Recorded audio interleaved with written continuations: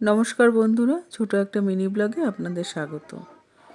কালী পুজোর পরের দিন ঠাকুর দেখতে বেরিয়েছিলাম আমি, বর আর ছেলে। এই পাড়ার আশেপাশে ঠাকুরগুলো দেখতে গেছিলাম। প্রথমে নেতাজি নগর দেখলাম, তারপরে সূর্যনগরের ঠাকুর দেখলাম। এখানে ড্রাম বাজাচ্ছিল, দারুণ লাগছিল। তারপরে পাড়ার ঠাকুরটা দেখলাম, আমাদের ব্যায়াম সমিতির ঠাকুরটা খুব ভালো করেছে এবার, অনেক লাইটিং করেছে। তার সাথে ঠাকুরের প্যান্ডেলটাও খুব ভালো করেছে।